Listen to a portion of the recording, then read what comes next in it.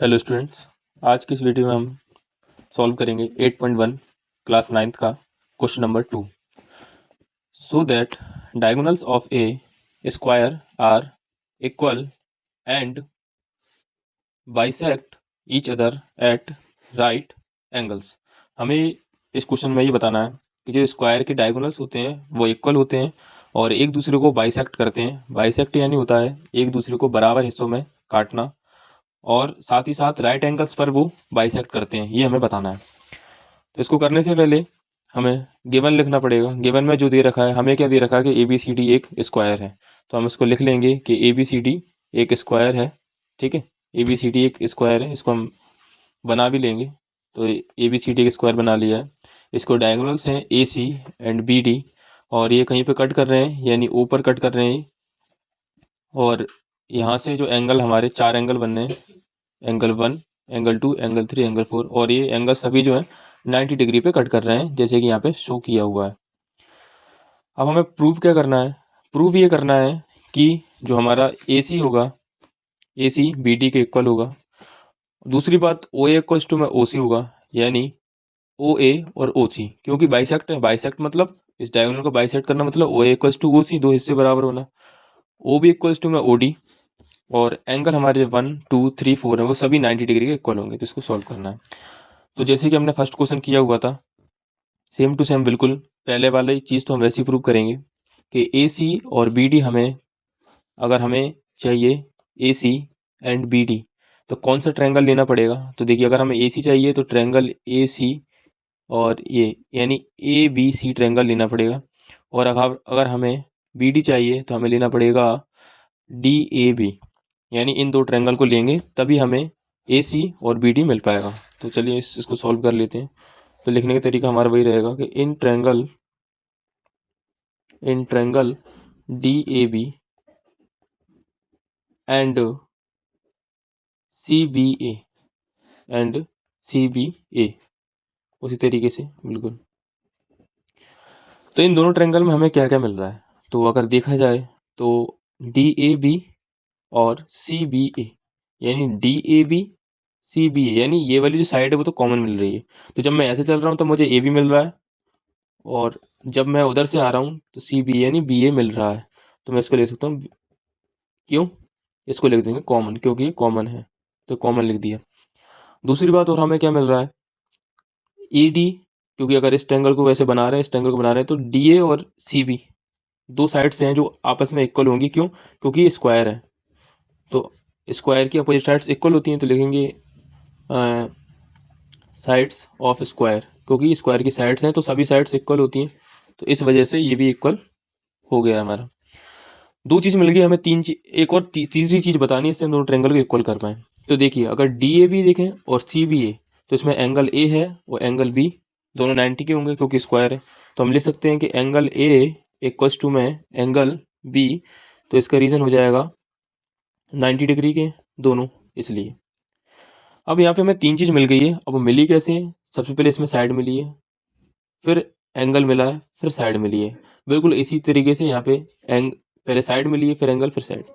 तो लिख सकते हैं हम by side angle side rule, side angle side rule से हम ये बोल सकते हैं कि जो ट्रायंगल डी ए बी होगा वो बराबर हो जाएगा ट्रायंगल सी बी ए के। अब ये चीज़ तो बराबर हो गई है। अब हमें ये बताना है, हमें बताना क्या था कि ए सी और बी डी इक्वल है। तो इस ट्रायंगल में और इस ट्रायंगल में हमने ये साइड इसके इक्वल बता दी, ये साइड कॉमन बता दी, ये एंगल इसके इक्वल बता दिए। तो बची कौन सी? इसमें बची बी डी और इसमें बची ए सी। तो हम लिख सकते हैं बी डी इक्वल्स टू में A C by C P C T से ये इक्वल है। क्यों? क्योंकि अगर कोई भी ट्रायंगल की अगर हम तीन चीज़ बता देते हैं तो उसकी बची जितनी भी साइड्स हैं वो सारी क्या हो जाती हैं, हमारी इक्वल हो जाती हैं। तो जैसा यहाँ पे देख रहे हैं। अब हमें नेक्स्ट काम क्या करना है, यहाँ पे नेक्स्ट चीज़ ये करनी है कि ओ ए इक्वल्स टू में ओ सी बताना है, ओ बी इक्वल्स टू में ओ डी बताना है। तो यहाँ पे ओ ए और ओ सी इक्वल्स टू में और ओ बी और ओ डी इक्वल्स टू में बताना है। वीडियो लंबा जरूर हो सकता है क्योंकि मेरे समझाने का तरीका थोड़ा अलग है, मैं बहुत ही आराम से समझाता हूँ। इससे जो मैं उन लोगों को देख के नहीं समझाता हूँ कि जो पढ़ने वाले बच्चे हैं, मैं ये जानता हूँ कि मेरे यहाँ जो भी आ रहा है वो कुछ नहीं जानता और उसको शुरू से मैं स्टार्टिंग से सिखा रहा हूँ, इसलिए थोड़ा वीडियो लंबा हो जाता। तो ओ ए और ओ सी और ओ बी और ओ डी इस चीज़ को इक्वल बताना। तो हमें कौन सा ट्रेंगल लेना पड़ेगा? देखिए, अगर हमें ओ ए और ओ सी चाहिए तो हमें लेना पड़ेगा ट्रेंगल आपका ये वाला ट्रेंगल, और इसमें लेना पड़ेगा ये वाला ट्रेंगल। तो हम लिख देंगे ओ सी डी और ओ ए बी। तो लिख लेंगे इन triangle O A B and triangle O C D. इन दोनों ट्रेंगल में हमें क्या मिल रहा है? तो दोनों ट्रेंगल में अगर हम चेक करेंगे तो यहाँ पे हमें ये जो सी डी है वो ए बी के बराबर है इन दोनों ट्रेंगल में। तो सी डी इक्वल्स टू में ए बी। इसका रीज़न क्या होगा? वही साइड्स ऑफ स्क्वायर, क्योंकि साइड्स ऑफ स्क्वायर होती हैं वो इक्वल होती हैं। तो हम यहाँ पे लिख देंगे साइड्स ऑफ स्क्वायर। एक चीज़ हमने बता दी है, बाकी की और चीज़ भी बताना है। तो और केस में मिल सकता है हमें। तो और अगर देखा जाए तो हमें और क्या मिल रहा है इसमें? तो इसमें सी डी और ए बी बराबर मिल चुकी है। दूसरी बात इसमें और क्या बराबर मिल रही है इन दोनों ट्रेंगल में, कि हमारा जो सी है और एंगल ए है वो बराबर होगा। तो लिख सकते हैं इसको हम ओ सी डी इक्वल्स टू में ओ ए बी। रीज़न आपको पता है कि alternate interior angles, alternate interior angles, ये आप इसको लिख सकते हैं। दूसरी बात, ये जो हमारा ये वाला एंगल है वो इसको इक्वल होगा। क्यों होगा? क्योंकि ये लाइंस पैरेलल हैं और इन लाइंस में अगर ये लाइन एक जा रही है तिरछी लाइन, तो यानी वो एंगल जेड बनना है। यहाँ पे देखा जाए तो जेड बनना है, और जब भी जेड बनता है तो ये एंगल आपस में इक्वल होते हैं। तो इसको हम लिख देंगे O D C equals to में हो जाएगा ओ बी ए, ओ बी ए। इसका रीज़न भी सेम हो जाएगा हमारा, अल्टरनेट इंटीरियर एंगल। ठीक है। अब इसमें हमें कितनी चीज़ मिल चुकी हैं? तीन चीज़ लगभग मिल चुकी हैं, तीनों चीज़ मिल चुकी हैं। तो हम तीनों इन दोनों ट्रायंगल को बराबर कर सकते हैं क्या? बिल्कुल कर सकते हैं। जब भी हमें तीन चीज़ मिल जाए तो इन दोनों ट्रायंगल को बराबर कर सकते हैं। तो यहाँ पे करेंगे, तो यहाँ पे दोनों जो ट्रायंगल हैं वो इक्वल हो जाते हैं, हमारे कॉन्ग्रुएंट हो जाते हैं। कि देखिए यहाँ पे एंगल मिल रहा है, फिर साइड मिल रही है, फिर एंगल मिल रहा है।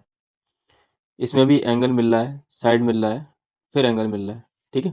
या तो इसको हम ऐसे भी कर सकते थे कि इस एंगल को इसके अपोजिट भी, क्योंकि ये भी इक्वल हो रहा था और यहाँ पे ये भी, तो हम इसको बोल सकते हैं by angle side angle rule. Angle side angle rule से बोल सकते हैं कि जो ट्रायंगल है हमारा ओ ए बी वो कॉन्ग्रुएंट हो जाता है ओ सी डी के। अगर ये कॉन्ग्रुएंट हो जाता है तो हम ये बोल सकते हैं कि जो बची साइड्स हैं, इसकी बची साइड से, एक तो ये साइड बची है और इसकी ये साइड बची है, तो ओ ए साइड वो ओ सी के बराबर हो जाएगी।